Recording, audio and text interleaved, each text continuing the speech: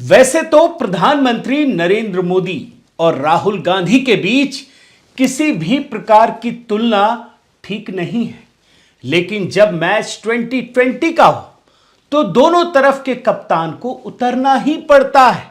प्रधानमंत्री नरेंद्र मोदी को तो भारत की जनता ने चुना है, लेकिन जो ये इंडिया अलायंस है ना, उसने चुपके से राहुल गांधी को आगे कर दिया है। और ये तुलना इसलिए भी तब जरूरी हो जाती है दोस्तों, जब एजेंडा धारियों ने पूरा रायता फैला दिया है और दोनों के भाषण की तुलना करते हुए चीजों को दिखाने की कोशिश की है। मैं एक एक करके कुछ चीजें आपको दिखा देता हूं। ये देखिए पुण्य प्रसून वाजपेयी को और इनका थंबनेल पढ़िए। प्रधानमंत्री का प्रवचन सुन लिया, अब सच भी जान लीजिए। खुद को जीत का दिलासा देते प्रधान सेवक। देख रहे हैं ना, सिर्फ इसी में एजेंडा मिलता है। लेकिन राहुल गांधी का पढ़िए। असल देशद्रोही आप हो, ऐसा गरजे राहुल, पूरा नैरेटिव ही पलट दिया। बाप रे बाप, कल्पना कर सकते हैं? मुझे तो ढूंढ के निकालना पड़ता है दोस्तों, क्योंकि तभी तो आपको पता चलेगा। देखिए ना, शाह तक रह गए दंग, असल मास्टर स्ट्रोक तो ये था। ऐसा गरजे राहुल, पूरा नैरेटिव ही पलट दिया। तो ये है एजेंडा। इसीलिए मैं 2020 की बात कह रहा था। अभिसार शर्मा को देख लीजिए। सवालों के जवाब से बचे मोदी, संसद को बना दिया चुनावी सभा। राहुल विपक्ष का मजाक उड़ाया, मतलब सवाल नहीं के जवाब नहीं दिए, बचते रहे। लेकिन जब राहुल गांधी की बात होती है ना दोस्तों, तो आप देखिए, राहुल के वार से हिल गई मोदी सरकार, हिल गई, कांपने लगी सरकार। आपने तो देखा ही होगा, अगर नहीं देख पाए तो अब देख लेंगे। तो हिला दिया इन लोगों ने मोदी सरकार को, वो भी राहुल के भाषण से। उनको भी नहीं पता होगा कि भूकंप आ गया है, इन्होंने भूकंप ला दिया। अब जरा अजीत अंजुम जी का चैनल देखिए। इन्होंने, जब तक मैं दोस्तों वीडियो बना रहा था, इन्होंने तो गंवारा भी नहीं समझा मोदी जी पर वीडियो बनाना। मोदी के सामने ही अधीर रंजन ने कह दिया, जब राजा अंधा हो तो संसद में बवाल हो गया, पता नहीं क्या क्या। लेकिन राहुल के लिए देखना जरूरी है। राहुल ने आज ऐसा हमला बोला कि बीजेपी तिलमिला गई और चार चार बबल। देखिए ना, यही है थंबनेल और यही एजेंडा दोस्तों बाकी चैनलों ने भी चलाया। मैंने जितने चैनल देखे उन सब में यही एजेंडा चलाया गया। तो जाहिर है 2020 का मैच तो होना ही है ना दोस्तों। और इस 2020 के मैच में 2 विंडो में दिखाऊंगा आपको, राहुल गांधी और नरेंद्र मोदी।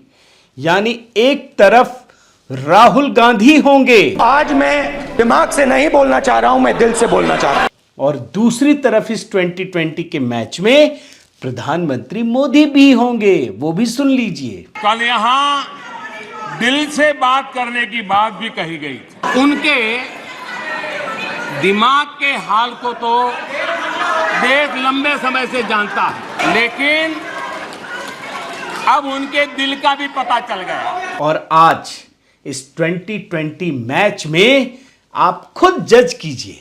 मैं तो बस डिकोड करता चला जाऊंगा, एक दूसरे की चीजों को सामने लाते हुए। बस देखते चले जाइए दोस्तों। साथियों नमस्कार, मैं हरिश्चंद्र बर्णवाल। संसद में अविश्वास प्रस्ताव की कथा शुरू की जाए तो क्यों ना एक कविता से शुरू करते हैं। मोदी जी से गुजारिश करते हैं कि जरा कोई कविता सुनाइए ना। जिनके खुद के बही खाते बिगड़े हुए हैं, जिनके बही खाते खुद के बिगड़े हुए हैं, वो भी हमसे हमारा हिसाब लिए फिरते हैं। मजा आया ना ये कविता सुन करके। अब मैं पूरा वीडियो कोशिश करता हूं कि एक तरफ राहुल गांधी और दूसरी तरफ प्रधानमंत्री नरेंद्र मोदी, उन बातों को सामने लाता हूं जो मिलते जुलते हैं। बाकी तो अब जानते हैं चीजें अलग अलग है। प्रधानमंत्री तो खैर अपना बही खाता भी दे रहे थे, वो तो जनता का काम है, देखते रहे। मैं दोनों की चीजें आपको दिखाता हूं। रावण और लंका, हनुमान, इन सब की बात हुई और राहुल गांधी ने क्या कहा आपको पता ही होगा दोस्तों, कि रावण ने मतलब राम ने रावण को नहीं मारा, हनुमान ने लंका को नहीं जलाया और फिर अहंकार की बात लेकर आ गए। तो जरा सुनिए राहुल गांधी ने किस प्रकार से प्रधानमंत्री मोदी पर हमला बोला और उसका क्या जवाब दिया। पहले आप राहुल गांधी का बयान सुनिए। लंका को हनुमान ने नहीं जलाया था, लंका को रावण के अहंकार ने जलाया था। राम ने रावण को नहीं मारा था, रावण के अहंकार ने रावण को मारा था। अब इस बात का दोस्तों प्रधानमंत्री मोदी ने जवाब दिया।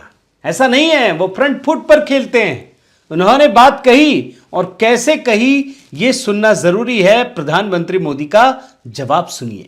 कुछ बुरा बोलने के इरादे से भी जब कोशिश होती है तो कुछ न कुछ सच भी निकल जाता है। लंका हनुमान ने नहीं जलाई, उनके घमंड ने जलाई और ये बिल्कुल सच है। आप देखिए जनता जनार्दन भी भगवान राम के रूप की है और इसलिए 400 से 40 हो गए। अब मैं आपको दोस्तों एक और तुलना दिखाता हूं, यही राहुल गांधी और पीएम मोदी के बारे में। राहुल गांधी तो किस प्रकार की हरकत करते हैं वो तो मैंने आपको दिखा दिया, लेकिन किस प्रकार की भाषा का इस्तेमाल करते हैं ये जानना जरूरी है। उन्होंने प्रधानमंत्री मोदी को देशद्रोही तक बता दिया। सुन लीजिए। आप देशद्रोही हो, आप देशभक्त नहीं हो, आप देश प्रेमी नहीं हो, आप देशद्रोही हो। लेकिन जानते हैं प्रधानमंत्री मोदी ने गाली का जवाब गाली से नहीं दिया, बल्कि उन्होंने इसे वरदान की तरह लिया। आप पहले ये बयान सुन लीजिए। विपक्ष के लोगों को एक सीक्रेट वरदान मिला हुआ है और वरदान ये कि ये लोग जिसका बुरा चाहेंगे उसका भलाई ही होगा। एक उदाहरण तो आप देखिए मौजूद है। 20 साल हो गए क्या कुछ नहीं हुआ। अब जब मैं आपको दोस्तों गाली और वरदान की बात कह रहा हूं ना, तो यहां प्रधानमंत्री मोदी ने एक बात कही कि जब भी ये लोग किसी के पीछे पड़ते हैं तो उसका बुरा नहीं होता, बल्कि उसकी गाथा तो और बढ़ जाती है। तो मैं आपके सामने कुछ चीजें, कुछ केस स्टडी रखता हूं ताकि आपको समझ में आएगा। और खुद प्रधानमंत्री मोदी ने ये सारे उदाहरण दिए, लेकिन मैं आपको तथ्यों के साथ दिखाता हूं। अब बैंकों की बात करते हैं। आपको पता है दोस्तों कि राहुल गांधी ने इस देश के बैंकिंग सिस्टम को लेकर किस प्रकार से सवाल खड़े किए, संदेह पैदा किया। बयान सुनिए।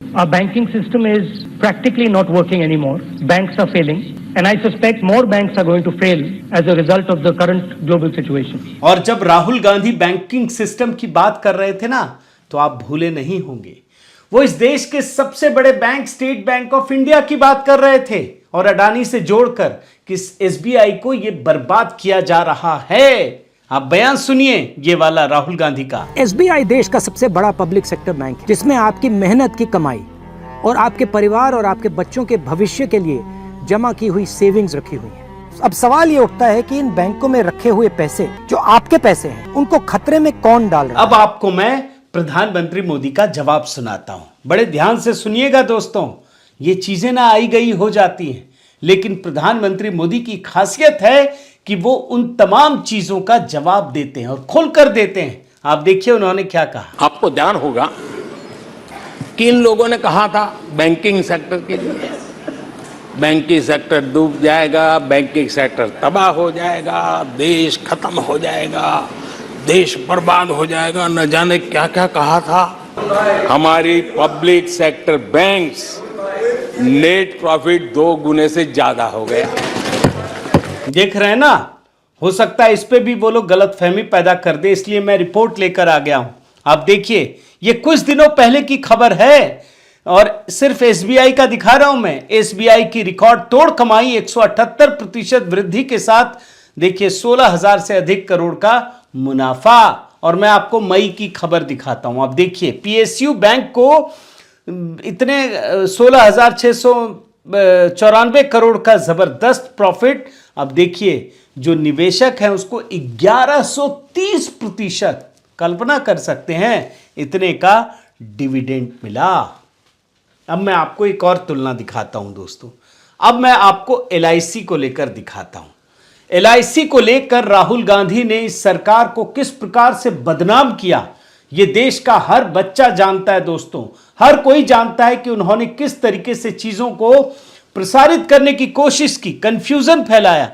आप ये LIC पर राहुल गांधी का बयान सुनिए। ये जो LIC कंपनी है, इसका पैसा अदानी जी की मदद करने के लिए क्यों डाला जा रहा है? कि अदानी जी के जो शेयर्स हैं बड़े वोलेटाइल हैं, उसमें LIC का पैसा क्यों डाला जा रहा है? अब मैं आपको राहुल गांधी का ट्वीट भी दिखा देता हूं, इसी से जुड़ा हुआ। LIC का मार्केट कैपिटलाइजेशन, अब देखिए क्या क्या लिखा है। साहेब का बस एक ही फोकस, सेठ को कैसे बचाएं। सेठ मतलब समझ गए ना, अडानी के लिए बोल रहे हैं। अपने ही देश के उद्योगपतियों को ये बदनाम करते हैं।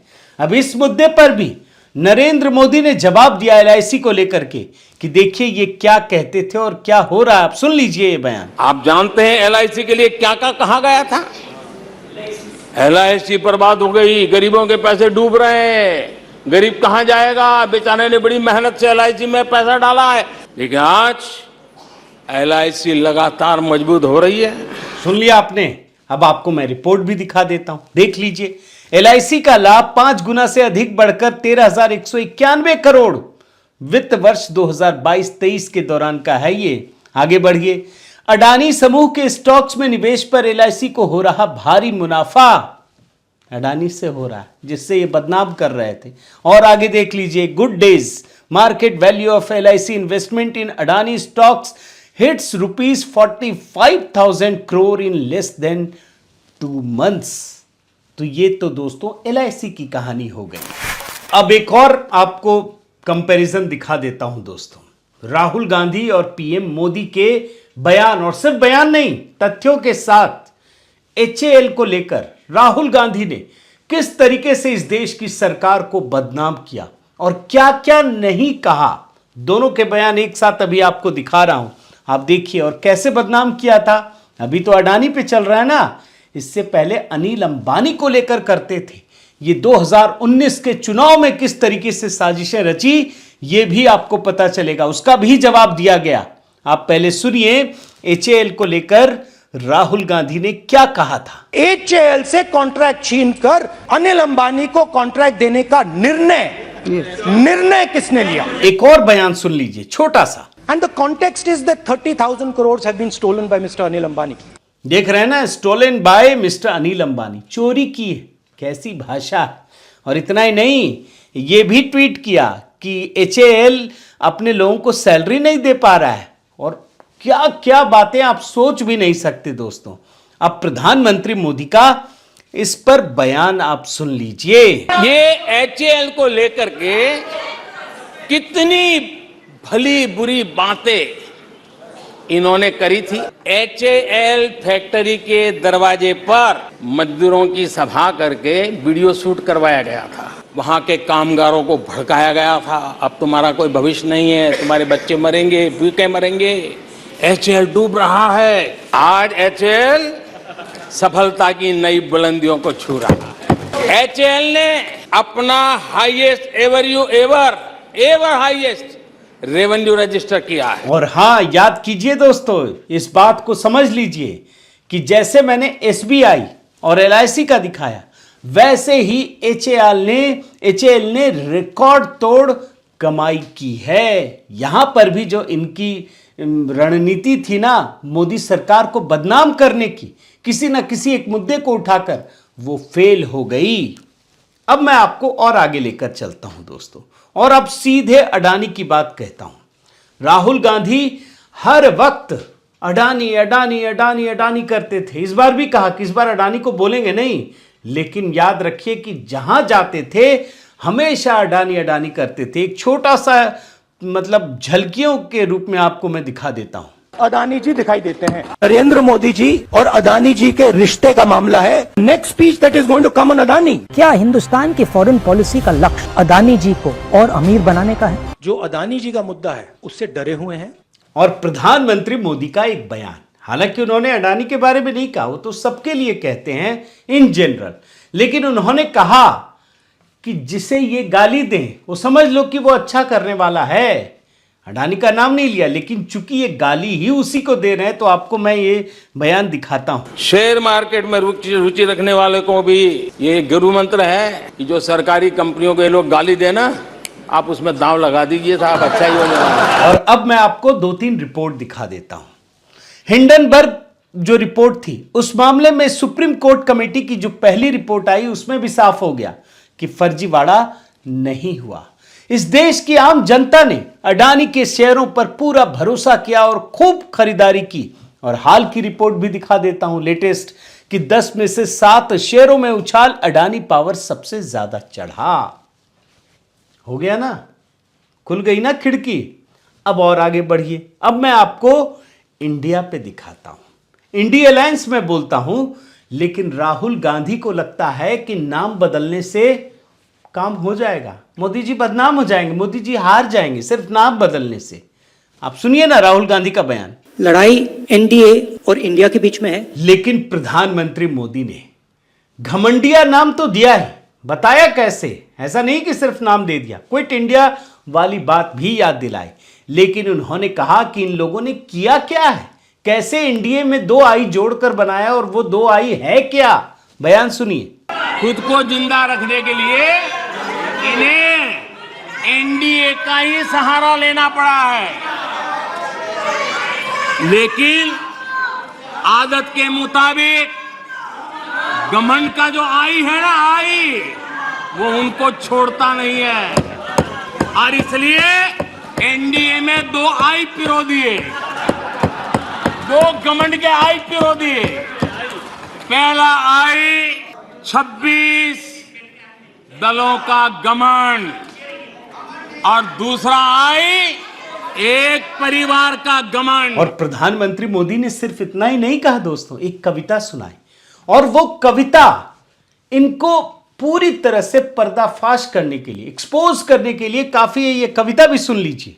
दूर युद्ध से भागते नाम रखा रणधीर, भाग्य चंद की आज तक, भाग्य चंद की आज तक सोई है तकदीर। देखा आपने। अब मैं आपको एक और तुलना दिखाता हूं। आजकल राहुल गांधी गरीबी की खोज कर रहे हैं, जैसे नेहरू जी ने भारत एक खोज की थी, ये गरीबी एक खोज कर रहे हैं। और इसीलिए कभी किसानों के साथ ट्रैक्टर चलाते हैं, धान रोपते हैं, खेत में चले जाते हैं, कभी मैकेनिक अवतार दिखते हैं, हाथ में रिंच लेकर बाइक ठीक करते हैं। इसी के लिए प्रधानमंत्री मोदी ने एक ऐसी बात कही जो आपको लगेगा कि अरे ये हो क्या रहा है। ये जो नैरेटिव बनाने की कोशिश कर रहे थे वो दरअसल माजरा क्या है। बयान सुनिए प्रधानमंत्री मोदी का। जिन लोगों ने कभी गमले में मूली नहीं उगाई, वो खेतों को देखकर हैरान होने ही होने हैं। जो कभी जमीन पर उतरे ही नहीं, जिन्होंने हमेशा गाड़ी का शीशा डाउन करके दूसरों की गरीबी देखी है, उन्हें सब हैरान करने वाला लग रहा है। अब मैं आपको एक और तुलना दिखाता हूं। नफरत के बाजार में मोहब्बत की दुकान। राहुल गांधी को लगता है कि नए नए नारे गढ़कर जीत जाएंगे, सबको अपना बना लेंगे। और इंदिरा गांधी ने गरीबी हटाओ नारा दिया, तो इनको भी कुछ ना कुछ नारा देना है। नफरत के बाजार में मोहब्बत की दुकान। और मोदी जी ने क्या बताया यह भी सुनना जरूरी है। पहले एक आध झलकियां देख लीजिए नफरत के बाजार में मोहब्बत की दुकान का। नफरत के बाजार में मोहब्बत की दुकान खोल रहा हूं। नफरत के बाजार में मोहब्बत की दुकान खोलनी है। और अब देखिए पीएम मोदी ने कैसे दुकान और बाजार की पोल खोली है इनकी। आप सुन लीजिए। ये है लूट की दुकान, झूठ का बाजार। इसमें नफरत है, घोटाले हैं, तुष्टीकरण है, मन काले हैं, परिवारवाद की आग के दशकों से देश हवाले है। और तुम्हारी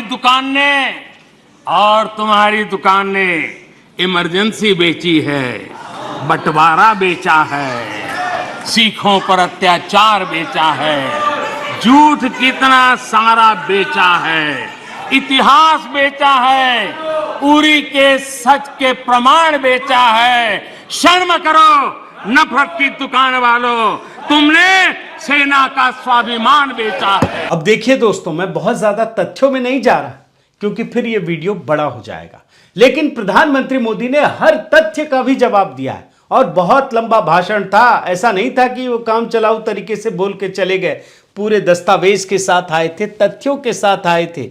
मणिपुर भी सुन लीजिए।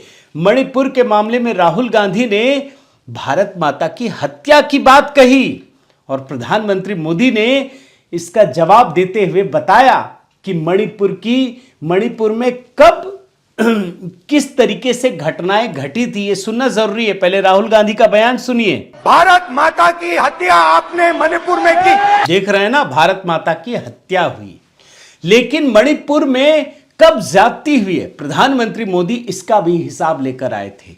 बयान सुनिए, तब आपको समझ में आएगा कि कांग्रेस की सरकारों ने मणिपुर में क्या कुछ किया था। जब मणिपुर में वो एक समय था, हर व्यवस्था उग्रवादी संगठनों की मर्जी से चलती थी, वो कहे वो होता था।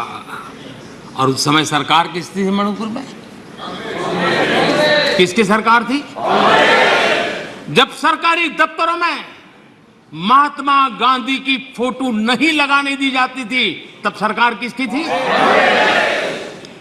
जब मोइरांग में आजाद हिंद फौज के संग्रहालय पर नेताजी सुभाष चंद्र बोस की प्रतिमा पर बम फेंका गया, तब मणिपुर में सरकार किसकी थी? जब अफसर, हाल देखिए, आईएएस आईपीएस अफसर, उनको अगर वहां पर काम करना है तो उनके तनख्वाह का एक हिस्सा उनको इन उग्रवादी लोगों को देना पड़ता था, तब जाकर के वो रह पाते थे। तब सरकार किसकी थी?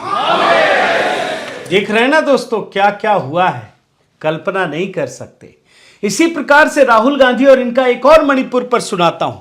ये कहते हैं कि मणिपुर नहीं बचा है, 2 भागों में बांट दिया गया है। आप सुनिए बयान। मणिपुर नहीं बचा है, मणिपुर को आपने 2 भाग में कर दिया है, मणिपुर को आपने बांट दिया है। लेकिन प्रधानमंत्री मोदी ने केवल निगेटिव बात नहीं की, बल्कि यह भी बताया कि सरकार ने इसी नॉर्थ ईस्ट में मणिपुर में कितना बड़ा काम किया है। एक छोटा हिस्सा मैं आपको सुना रहा हूं, सुन लीजिए। आज पहली बार अगरतला रेल कनेक्टिविटी से जुड़ा है।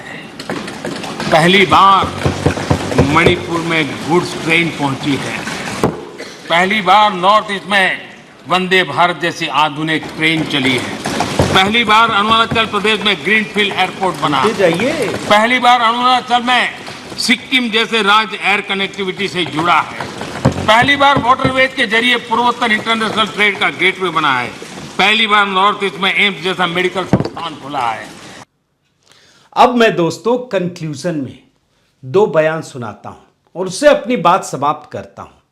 राहुल गांधी के बारे में यह बताया कि ये जो बार बार लॉन्चिंग कर रहे हैं ना, रीलॉन्चिंग कर रहे हैं, वो फेल हो जाएगा, क्योंकि ये मोहब्बत की दुकान पीआर से नहीं चलने वाली है। बयान सुनिए। बरसों से एक ही फेल्ड प्रोडक्ट, उसको बार बार लॉन्च करते हैं, हर बार लॉन्चिंग फेल हो जाती है और अब उसका नतीजा यह हुआ है, मतदाताओं के प्रति उनकी नफरत भी 7वें आसमान पर पहुंच गई है। उनका लॉन्चिंग फेल होता है, नफरत जनता पे करते हैं। लेकिन पीआर वाले प्रचार क्या करते हैं? मोहब्बत की दुकान का प्रचार करते हैं, इकोसिस्टम लग पड़ती है। और इसके अलावा प्रधानमंत्री मोदी ने यह भी कहा कि 2018 में जब आप अविश्वास प्रस्ताव लेकर आए थे, तभी मैंने बता दिया था और मैंने तो बयान भी सुनाया आपको। लेकिन इस बार उन्होंने फिर भविष्यवाणी की और कहा कि अगली बार जब 2028 में आप अविश्वास प्रस्ताव लेकर आइएगा तो थोड़ी तैयारी करके आइएगा, ताकि हमें भी तो चुनौती मिले। और उन्होंने अच्छी बात कही, आप ये बयान सुन लीजिए। मैंने 2018 में उनको काम दिया था कि 2023 में आप अविश्वास प्रस्ताव लेकर, और मेरी बात मानी उन्होंने। लेकिन मुझे दुख इस बात का है, तैयारी बिल्कुल नहीं थी, कोई इनोवेशन नहीं था, कोई क्रिएटिविटी नहीं थी। 2028 में हम फिर से मौका देंगे। लेकिन मैं इस बार उनसे आग्रह करता हूं कि जब 28 में आप अविश्वास प्रस्ताव लेकर के आए हमारी सरकार के खिलाफ, थोड़ी तैयारी करके आइए। तो कुल मिलाकर के दोस्तों, अविश्वास प्रस्ताव इंडी अलायंस के लिए कोड़ में खाज की तरह हो गया है। पहले से ही इस अलायंस में सिर फुटअव्वल जारी था, लेकिन इस अविश्वास प्रस्ताव ने इस पूरे अलायंस को जनता के बीच बेपर्दा कर दिया है। और इसीलिए मैंने आपको दिखाया कि ये जो सारे एजेंडाधारी चला रहे हैं ना, ये अपनी ही दुनिया बसा लिए हैं, ये अपना ही टापू बनाकर रह रहे हैं, उसमें बस राहुल राहुल दिखता और उसी का गुब्बारा फुलाए जा रहे हैं। लेकिन अब आपको पता चल गया होगा कि असलियत क्या है। तो कुल मिलाकर दोस्तों, मैंने कोशिश की कि दोनों, खास करके राहुल गांधी, मैंने तब भी कहा था कि तुलना करना बेमानी है, लेकिन चूंकि दूसरा पक्ष जो विपक्ष है वो पूरी तरह से राहुल गांधी को प्रधानमंत्री मोदी के बरक्स खड़ा करना चाहता है, तो आपके लिए ये समझना बहुत ज़रूरी है। बहुत बहुत धन्यवाद। आपसे निवेदन है साथियों कि आप मेरे इस चैनल को ज़रूर सब्सक्राइब कीजिए, लाइक कीजिए, शेयर कीजिए, कमेंट कीजिए और इस बेल आइकन को प्रेस करना मत भूलिएगा। साथ ही दोस्तों, इस पत्रकारिता को अगर सपोर्ट करना चाहते हैं तो वो तमाम नंबर दिए हुए हैं, आप ज़रूर अपनी मदद करें। बाकी इस चैनल से जुड़े रहें। मैं कोशिश करता रहूँगा कि आप तक अच्छी चीज़ें, खास करके ये जो नैरेटिव बुनने की कोशिश हो रही है, उसको एक्सपोज करता रहूँ। बहुत बहुत धन्यवाद। नमस्कार।